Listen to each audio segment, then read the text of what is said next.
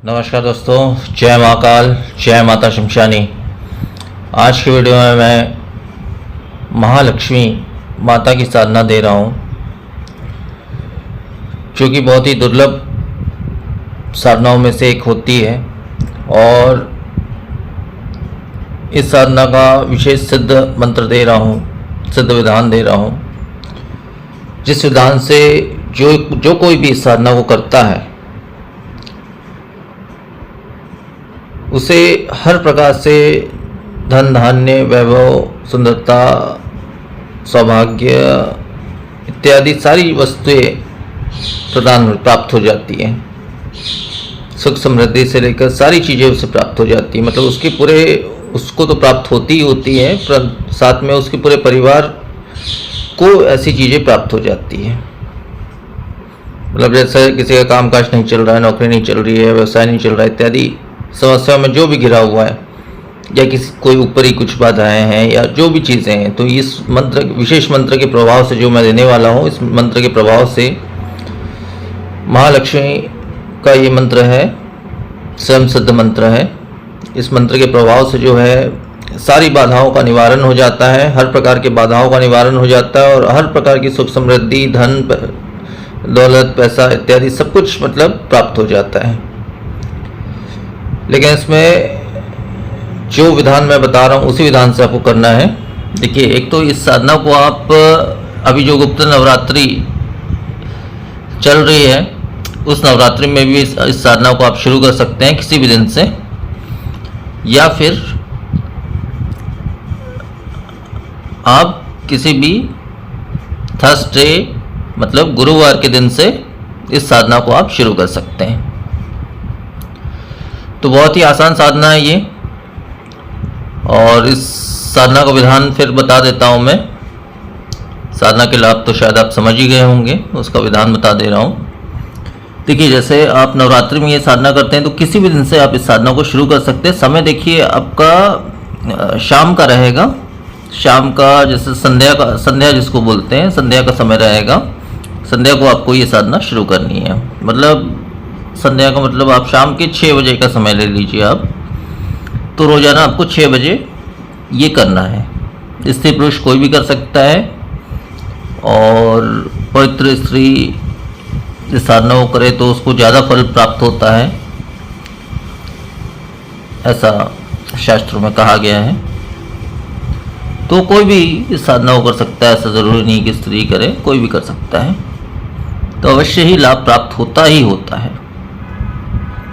तो अब साधना एक तो गुरुवार के दिन से आप शुरू कर सकते हैं, एक तो अभी जो गुप्त नवरात्रि चल रही है इस नवरात्र में आप किसी भी दिन से शुरू कर सकते हैं। संध्या का समय मतलब वो शाम के 6 बजे के आसपास से आपको साधना शुरू करनी है।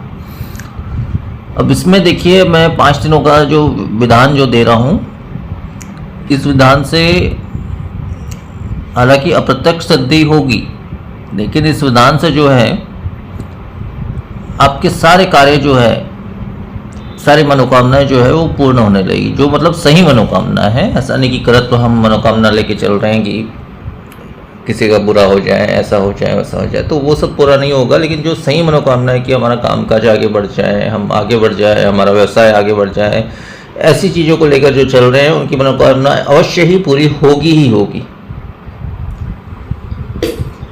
तो इसमें जो विधान है वो विधान अब बता दे रहा हूँ। इसमें पूर्व की दिशा में आपको एक लकड़ी की चौकी बिछानी है, शुद्ध धोकर साफ करके शुद्ध एक लकड़ी की चौकी बिछानी है। उसके ऊपर में नया एक लाल रंग का वस्त्र बिछाना है। उसके ऊपर में लक्ष्मी जी का एक फोटो आपको स्थापित करना है। ऐसा फोटो आपको लेना है जिस फोटो में लक्ष्मी जी के साथ में उसका वाहन जो उल्लू होता है, लक्ष्मी का वाहन उल्लू को कहा जाता है, जो उल्लू होता है वो उसके साथ में हो या उस पर विराजमान हो, जैसा भी हो, मतलब उसके साथ में हो। तो ऐसा एक फ़ोटो लेना है आपको। तो वैसा फ़ोटो खैर मार्केट में बहुत सारे मिल जाएगी आपको। तो वो फ़ोटो को आपको स्थापित करना है पूर्व की दिशा में, और इसमें जो है आपको एक दक्षिणावर्त शंख लेना है। और शंख में कुछ सिक्के जो हैं 1 रुपये 2 रुपये ऐसे मतलब सिक्के जो हैं, उस सिक्के को धोकर पवित्र करके गंगा जल छिड़काव करके तथा उस शंख को गंगा जल इत्यादि छिड़काव करके धोकर उस सिक्कों को शंख के अंदर ऐसा भर कर उस शंख को माता लक्ष्मी का जो फोटो आपने स्थापित किया उसके पैरों के पास रख देना है, चरणों के पास। और इसके अलावा जो है कमल फूल आप अगर आपको प्राप्त होता है तो आप कमल फूल आप चढ़ा सकते हैं। अगर नहीं भी प्राप्त होता है तो मार्केट में कमल फूल का स्वरूप मिलता है बना बनाया, तो उसको भी आप स्थापित कर सकते हैं। और एक कलश में आप जल स्थापित कर लें, छोटा सा एक कलश में, तांबे के कलश में जल, पवित्र जल या गंगा जल आप लेकर के स्थापित कर लें। और भोग में जो है बताशे या मिष्ठान या कोई भी फल इत्यादि आप अपनी इच्छा अनुसार लगा सकते हैं। तो इतना करना है आपको। और शुद्धिकरण और पवित्रता को पूर्ण इसमें ध्यान रखना है। दाहिने हाथ में दीपक लगाना है, घी का दीपक रहेगा तो बहुत ही अच्छा है। किसी भी धातु का दीपक हो या फिर मिट्टी का दीपक भी आप लगा सकते हैं। और बाएं हाथ में 5 सुगंधित अगरबत्ती आपको लगानी है।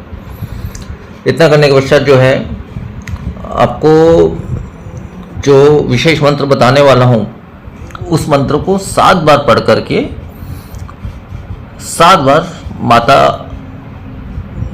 मतलब तस्वीर को जो है, माता की तस्वीर को जो है अभिषेक कर लेना है 7 बार।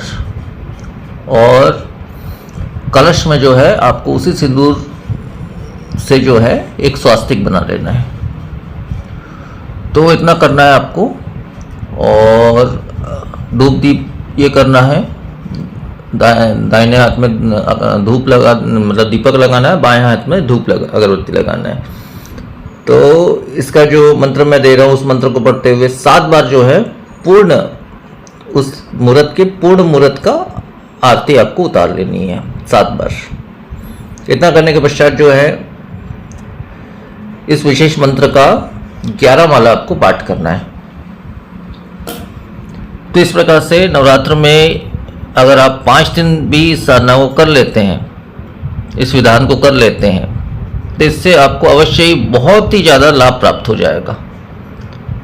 और अगर पूर्ण साधना का पूर्ण लाभ अगर चाहते हैं तो 21 दिनों तक, लगातार 21 दिनों तक आपको इस साधना को करना है इसी विधान से। रोजाना नया भोग लगेगा, रोजाना नया सिंदूर से अभिषेक करना है, रोजाना बस इतना ही करना है और कुछ नहीं है इसमें।